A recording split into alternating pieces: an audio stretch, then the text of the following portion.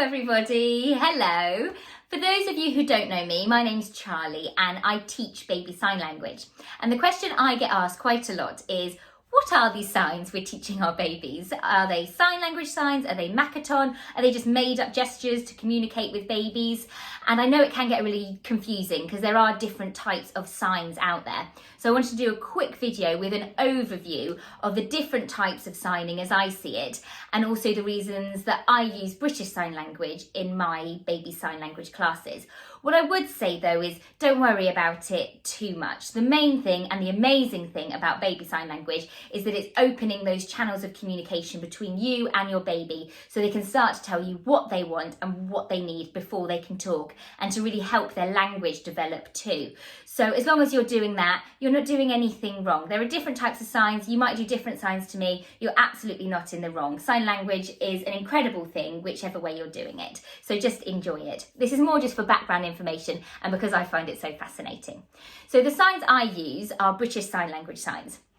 And the two types of sign language I'm going to be talking about today are British Sign Language, BSL, and Makaton.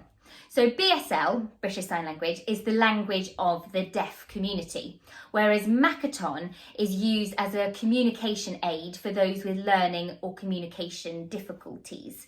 And as well as using signs and gestures, like we do in BSL, they also use symbols. So you may well have seen some of the Makaton symbols out and about and not realised what they were. So that's a really important part of Makaton, is that they use signs and symbols.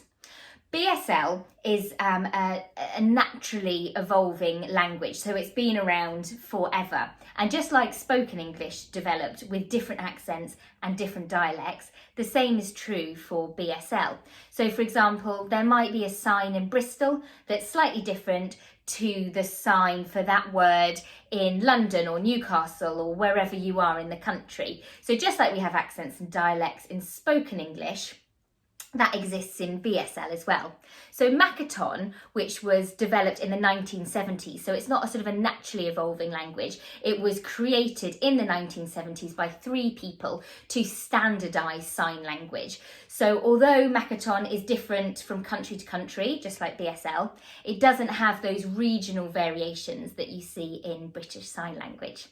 The other main difference between the two is that BSL is a recognised language. It's a recognised minority language, just like Welsh is, and it comes with certain protections for having that.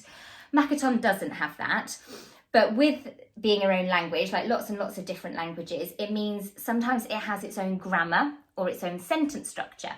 So for example, in spoken English, we say, my name is Charlie, for example. But in BSL, you'd sign name, me, Charlie. So you can see that sometimes words are communicated in a different order. That doesn't exist in Makaton, and you sign things as you'd say them in spoken English.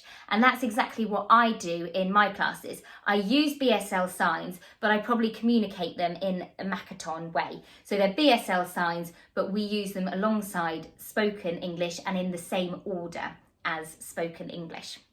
The other main difference between the two, is that in BSL, we switch off our voices. So if you've ever seen 2 people signing, you'll see them communicating, but they're not making any sound.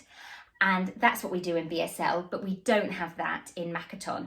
And again, that's something that I've done to sort of combine the two in my baby sign language classes. We use BSL signs, but we use our voice as you would do in Makaton.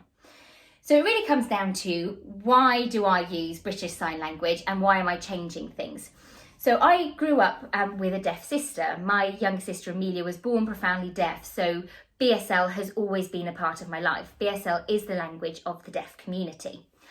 And it was really important to me that my daughter could sign in order to communicate with my sister and with our deaf friends, and also just to spread it more widely. Sign language is an incredible language, and I just felt as many people as possible should be signing to make it easier for deaf people, but also I find with everybody that I teach baby sign to, you get so much enjoyment and satisfaction out of learning sign language. And what I really love is that over the last 2 years that I've been teaching baby sign, it's sparked people's interest in BSL, and people have gone on to do full BSL courses at universities and colleges, or they've gone back to work after their maternity leave and said, we need to have sign language in the workplace, and they've gone and got people come in to teach everybody in the workplace some sign language. So having a deaf sister, it was really important to me that as many people as possible know some basic British Sign Language. And that's why I've chosen BSL for my classes. But like I say, there's absolutely no right or wrong way. And because Makaton was taken from British Sign Language, a lot of the signs are exactly the same. Some of them are very, very similar, and some of them are completely different. But I really think if you've learned sign language, BSL, you're going to understand a lot of Makaton. And if you've learnt Makaton, you're certainly going to understand a lot of British Sign Language. So there's lots and lots of overlap. And there's wonderful things about both methods of using sign.